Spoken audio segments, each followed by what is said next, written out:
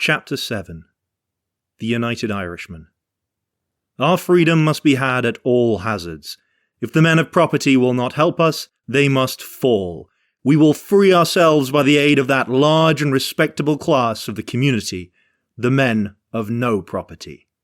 Theobald Wolfe Tone. Contemporaneously with the betrayal and the fall of the Volunteers, Ireland witnessed the rise and progress of the Society of United Irishmen. This organisation was at first an open, peaceful association, seeking to utilise the ordinary means of political agitation in order to spread its propaganda among the masses and so prepare them for the accomplishment of its greater end, viz., the realisation in Ireland of a republic on the lines of that established in France at the Revolution.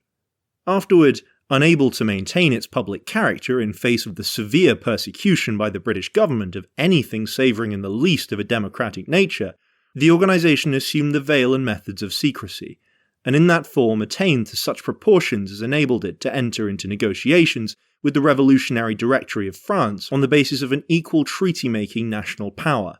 As the result of this secret treaty between revolutionary France and revolutionary Ireland against the common enemy, aristocratic England, various fleets and armies were dispatched from the continent to assist the Irish Republicans. But all of those expeditions were disastrous in their outcome. The first, under the command of Grouchy and Hoche, was dispersed by a storm, some of the ships being compelled to return to France for repairs, and when the remainder, including the greater part of the army, reached Bantry Bay on the Irish coast, the French commander exhibited to the full all that hesitation, indecision, and lack of initiative which he afterwards was to show with equally fatal results to Napoleon on the eve of the Battle of Waterloo. Finally, despite the desperate protests of the Irish revolutionists on board, he weighed anchor and returned to France without striking a blow or landing a corporal's guard. Had he been a man equal to the occasion and landed his expedition, Ireland would almost undoubtedly have been separated from England and become mistress of her own national destinies.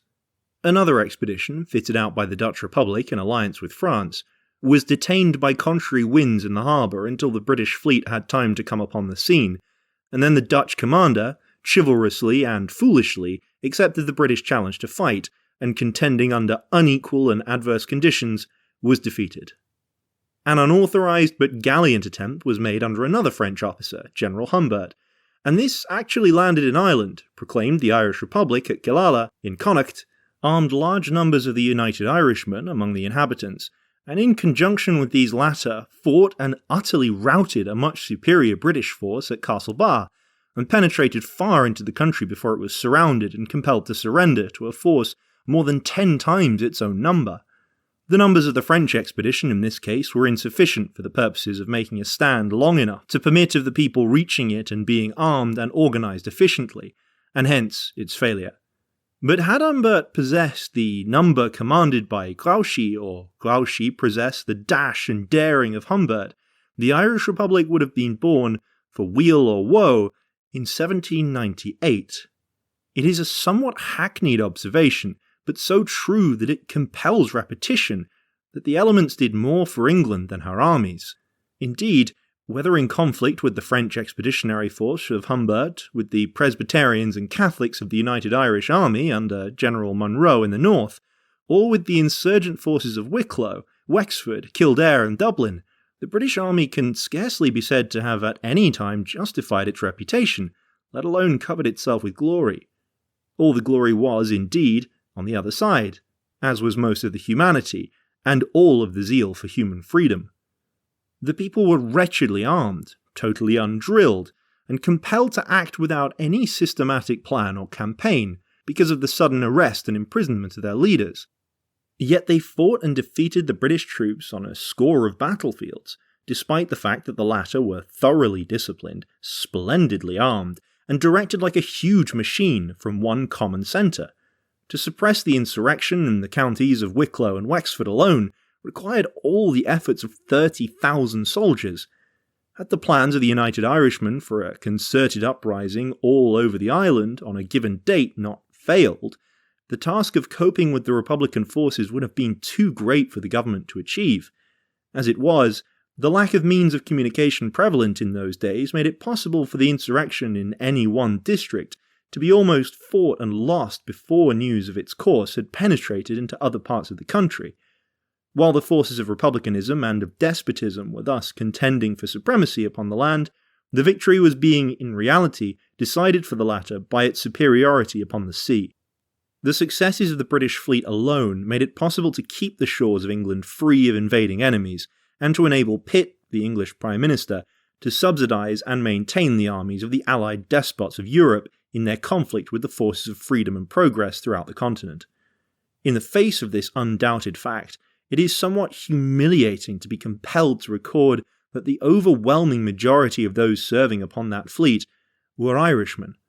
But, unlike those serving in the British Army, the sailors and marines of the Navy were there against their own will.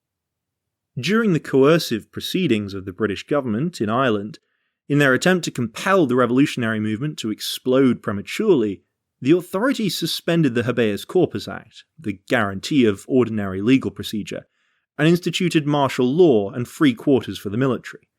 Under the latter system, the soldiery were forced as boarders upon the civilian population, each family being compelled to provide food and lodging for a certain number.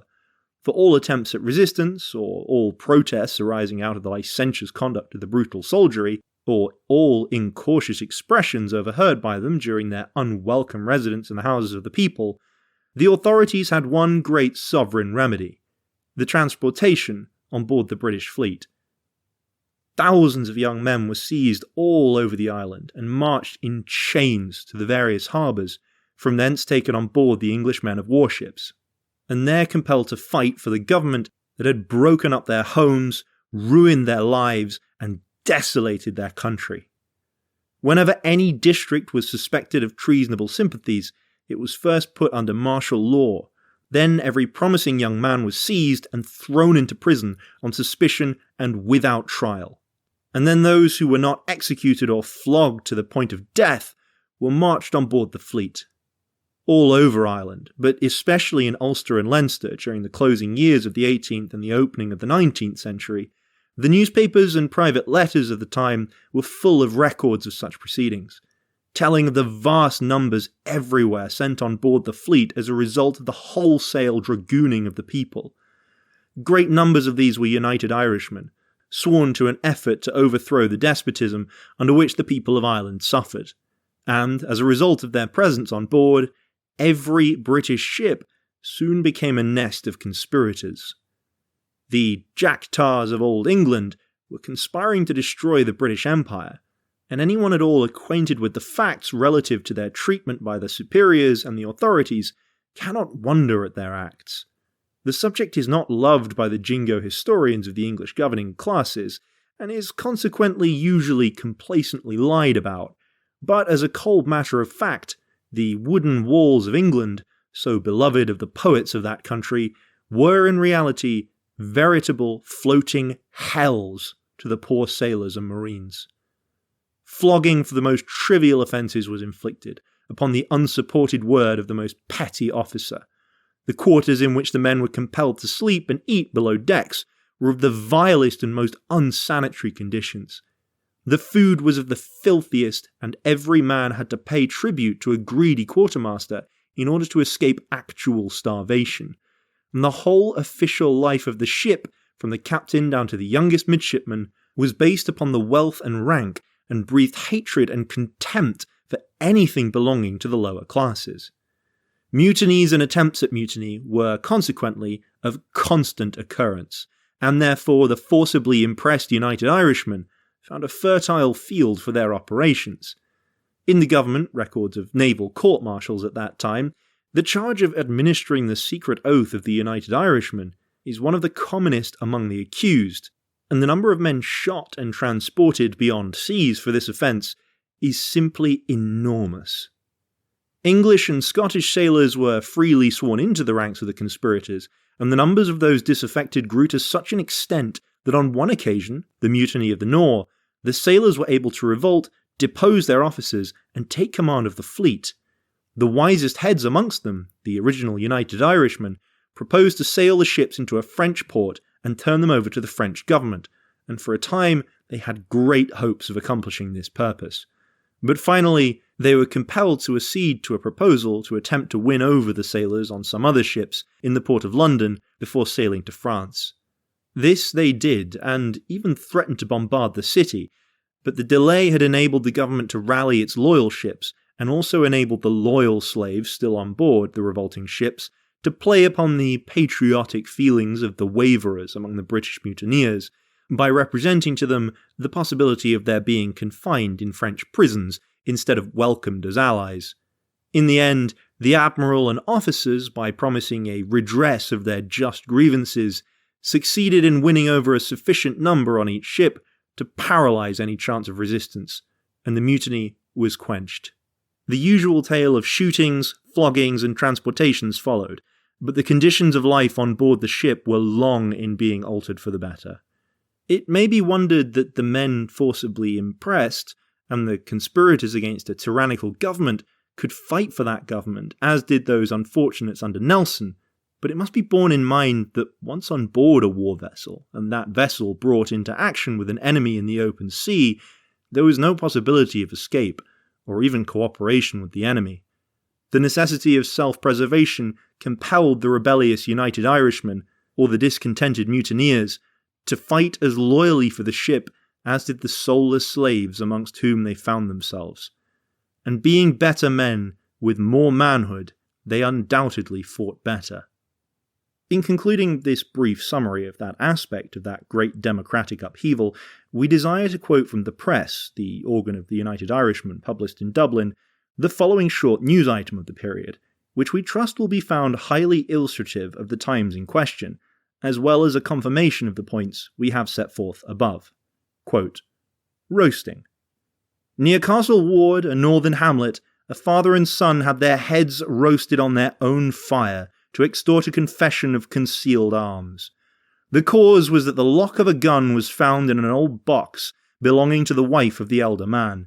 It is a fact that the above old couple had 2 sons serving on board the British fleet, one under Lord Bridgeport, the other under Lord St. Vincent." End of quote.